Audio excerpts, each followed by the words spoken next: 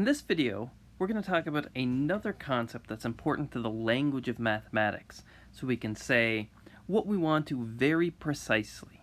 And this is talking about objects in mathematics and groups of objects. And the notation we use for groups of objects is set notation. So a set is a group of objects, and it has to satisfy three things.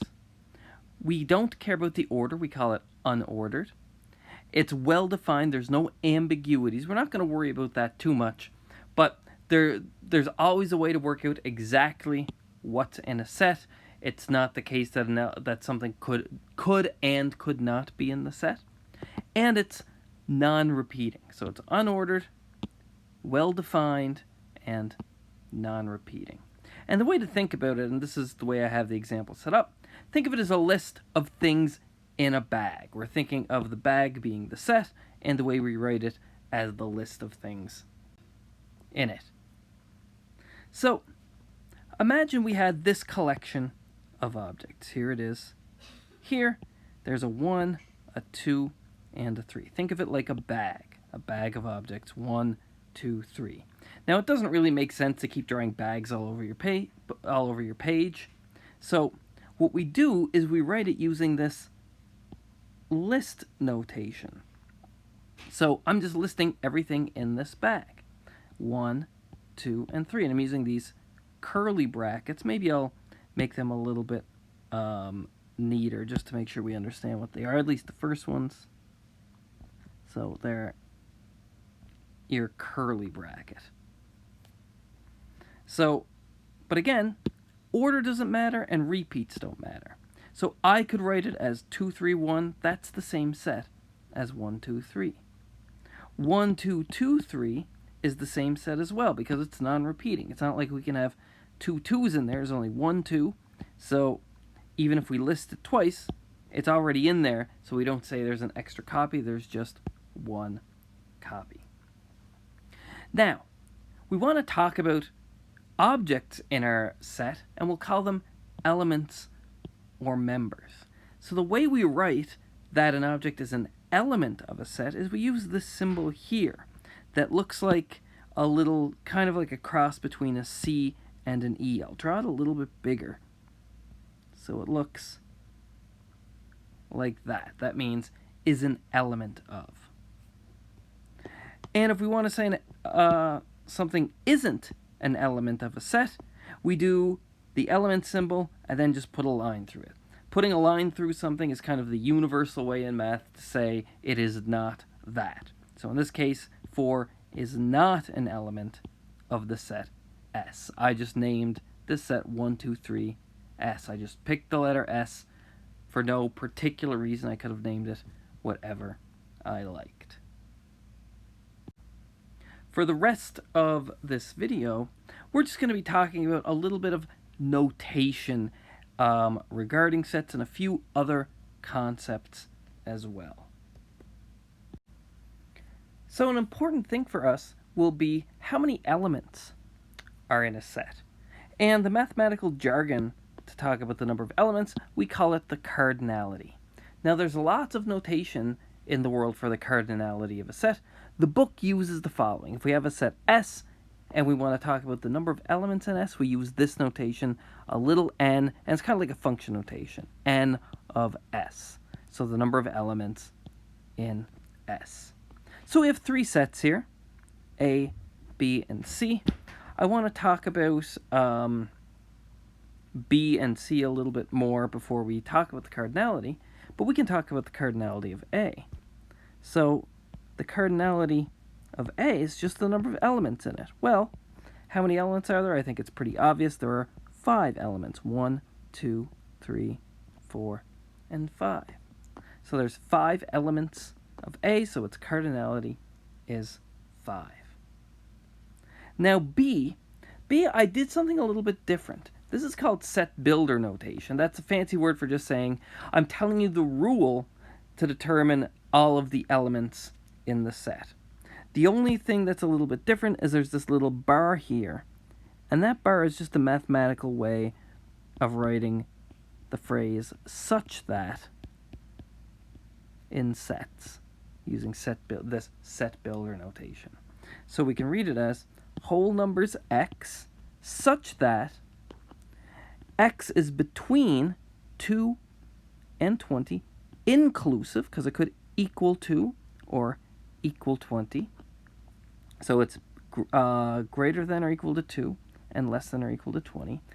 And that the whole number is also prime. Remember, it's an and. So both need to be true. So let's see if we can list all of the elements in B. So let's write B over here, this time using list notation. Well, we need the numbers between 2 and 20 inclusive, but just the prime ones. So we're going to have 2, 3 is also prime, 4 isn't, 5 is, 6 isn't, 7 is prime, 8 isn't, 9 isn't, 10 isn't, 11 is prime, 12 isn't, and the reason that they're not prime is that they have some factor other than 1 and themselves. So something like 8, well, 8 I can write as 4 times 2, or 9 I could write as 3 times 3, so they're not prime. 12 I could write as 6 times 2, for example, or 4 times 3, so it's not prime. But 13 is prime, 14 and 15 are not, 16 is not, 17 is prime, 18 is not, 19 is prime, and 20 is not prime. So how many elements do we have? We have 1, 2, 3, 4, 5, 6, 7, 8. So the number of elements in our set B is 8. And C, well, I want to talk about the notation a little bit. So I'm listing things here, but whenever you're using sets that have a lot of elements, or infinitely many elements like this set, you can use kind of ellipses, or these 3 dots, dot, dot, dot, just to tell the reader that this pattern just continues. So the pattern is 1, 10, 100, 1,000. We're just adding a 0 every time. 10,000, 100,000, a million, etc. going on forever. And this set goes on forever. So how many elements are in it? Well, there are infinitely many elements. There's one set that comes up a reasonable amount of times, and it's the empty set. It's a set with nothing in it. It has no elements. There's 2 notations for it. Both of them are used just as frequently as the other. You could either have this kind of like O with a line through it, or just a pair of brackets with nothing in it. And of course, well, how many elements are in the empty set? Well, of course, there are none. There are 0 elements in the empty set. So let's do a little example here, because sometimes it can get kind of confusing. Anything can be in sets. We didn't say what types of objects are in sets, so maybe other sets could be in sets. So let me give you an example. So I'll use my bag notation here. This is just for elucidation and pedagogical purposes. We don't draw bags in mathematics, but hopefully you can get an idea of what's happening here. So let's say we have the following elements. So we have an A, and we have a B, and we have another bag that has an A, B, and C in it. So, looking at this, you could ask, how many elements are in this bag? Well, the question is, if I reached my hand in this bag, what different things could I pull out? I could pull out an A, I could pull out a B, and I could pull out this other bag containing some stuff, A, B, and C. So in fact, this set here, which in our usual notation, we can list it as A, B, and then a set A, B, C. And let's give that a name. Let's call that S. Remember, this colon equals says that I'm giving this set the name S. So the colon says that's where the name goes, and on the other side of the equals is what the name stands for. Okay. So the number of elements in S, again, there's only 3. There's A, B, and then the set A, B, C. And if you think about it, this doesn't violate our rule for repeating elements. Even though there's an A and a B here and here, in terms of elements in this set, I'm not repeating anything. I have an A, I have a B, and then I have another set with stuff in it. When I reach in that bag, this bag comes out all at once. So in some sense, I don't care what's in it as long as it's a set itself. It can get a little more confusing too. Let's do one more example. You can have something like this. Here's a bag, and inside that bag is a bag, and then let's have a bag with a bag. All right. So this is kind of the idea of that bag of bags underneath your kitchen sink. So what do we have in this set? Well, this set has, well, there are 2 things in it.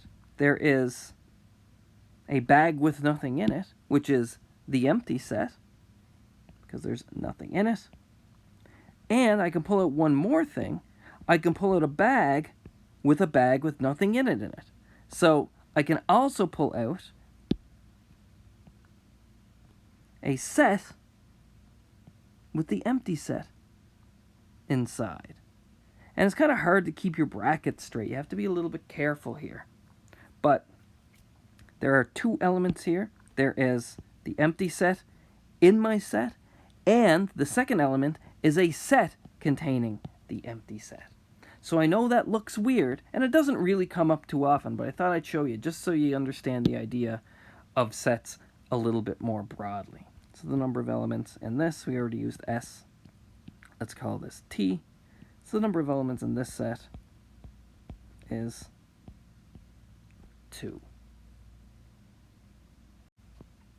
So the next concept I want to talk about are subsets. And subsets are smaller sets contained inside of a set. So if we have 2 sets, A and B, we say that A is a subset of B exactly when every element of A, of the smaller set, is also an element of B, the larger set. And the notation we use for is a subset of is this guy here. It kind of looks like, and it should remind you of less than or equals to. Notice that it says that all elements of A are elements of B. Well, you could think if these guys were the same sets, that would still be true. So then you'd get this kind of equals bit. And then if not, you get kind of this subset bit. But when we say is a subset, we write it like this because it's reminiscent of the less than or equals. Let's see an example. So I have 3 sets here, P, Q, and R.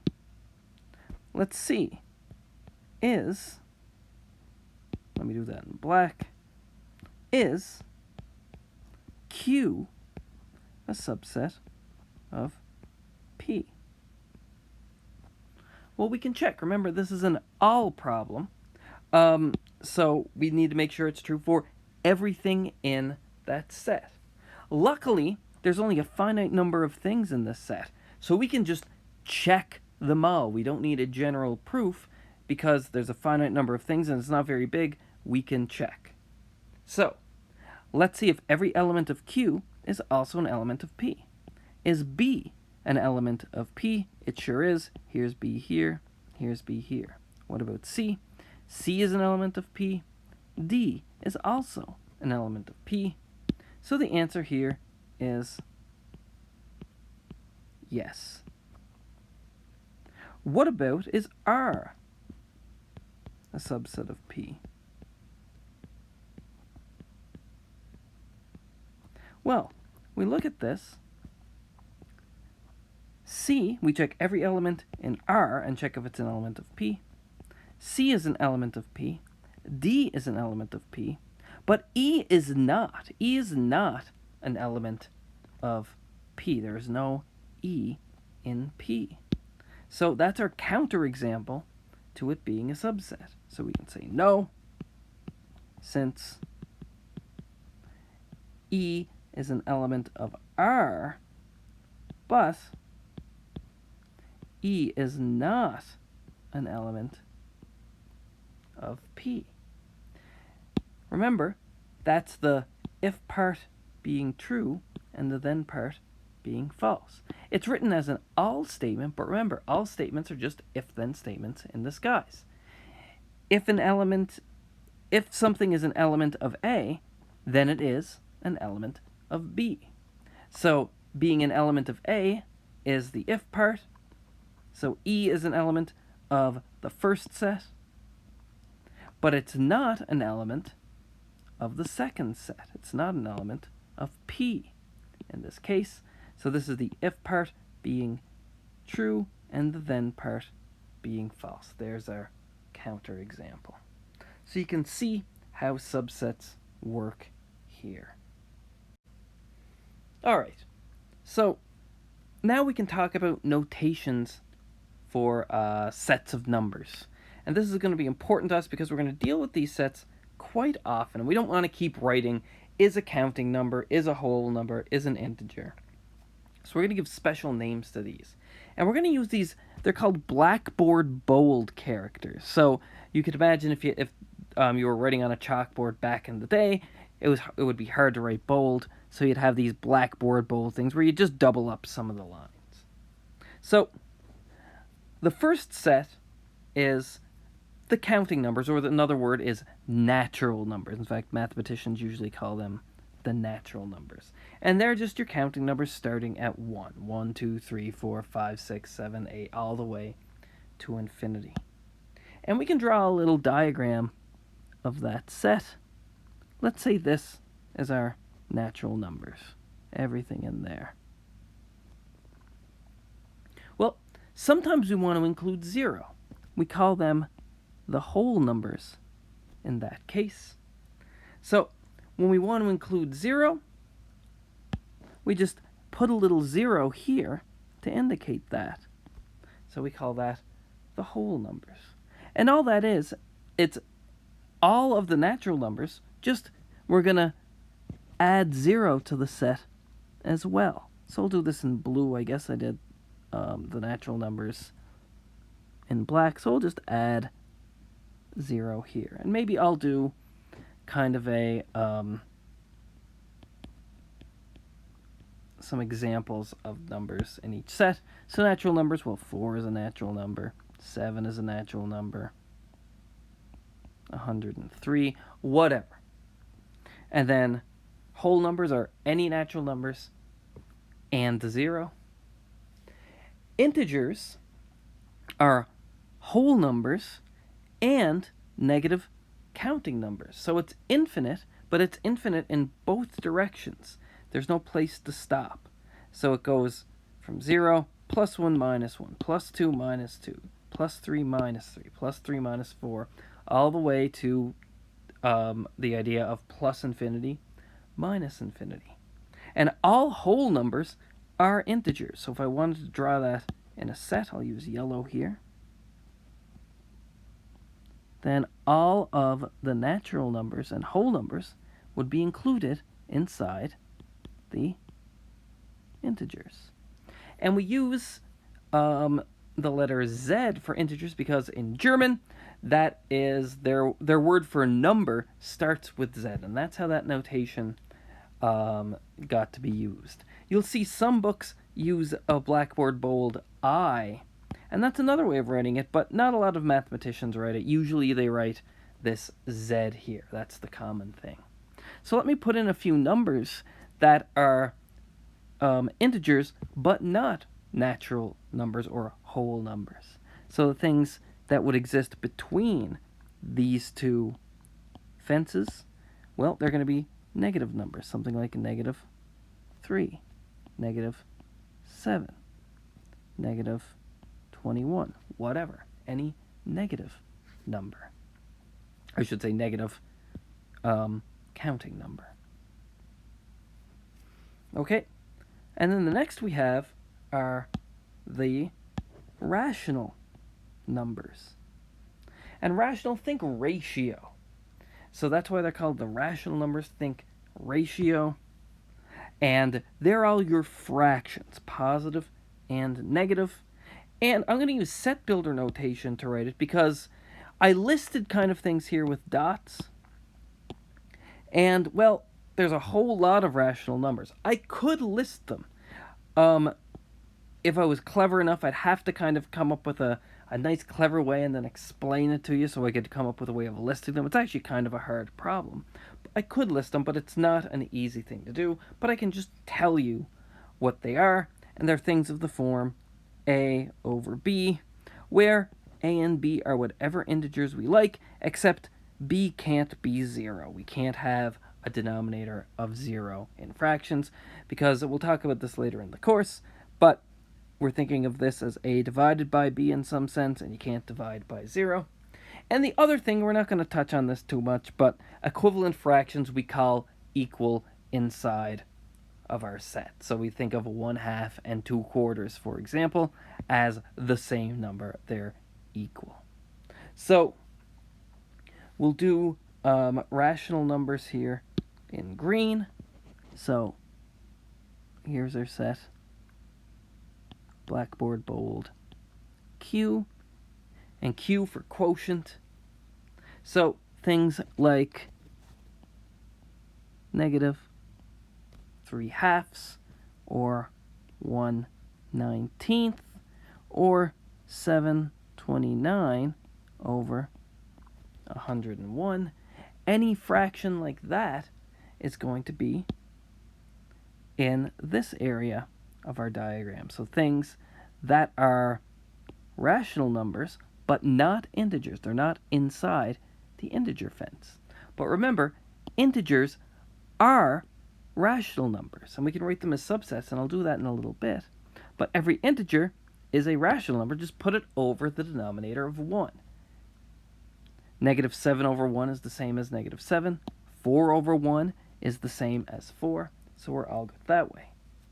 And the final set are real numbers. I'll do them in red.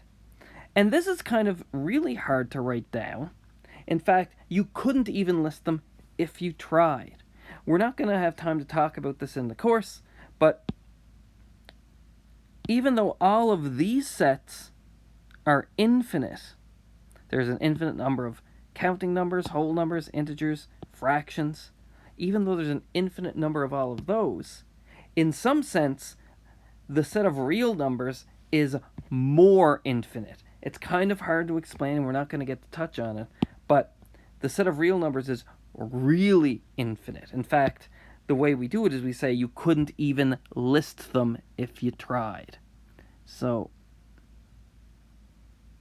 all rational numbers are real numbers, but we also have some real numbers that can't be written as a fraction. And some common ones are, of course, say pi, or something along the lines of square root of 2. And we'll talk about why we can't write that as a fraction later on in the course as well. Or maybe have something written as a decimal, maybe something like 0.1, and then 0, 1, 0, 0, 1, 0, 0, 0, kind of following that pattern. A 1 followed by 1 0, then a 1 followed by 2 zeros, and a 1 followed by 3 zeros. We'll talk a little bit about why that can't be written as a fraction as well, which is really cool. And for our purposes, they're all of the sets of numbers. And to write them as subsets, well, the natural numbers are a subset of the whole numbers, which are a subset of the integers. And you can see it in the diagram because all of these sets are wholly included in the next one out. And the integers are a subset of the rational numbers, and the rational numbers are a subset of the real numbers, which is pretty cool. So that's our notation for various sets of numbers that we're going to use, and some ideas of how they live together, how they sit inside of each other. It's a big kind of chain of subsets. So all of these guys are a subset of the real numbers, which is kind of cool.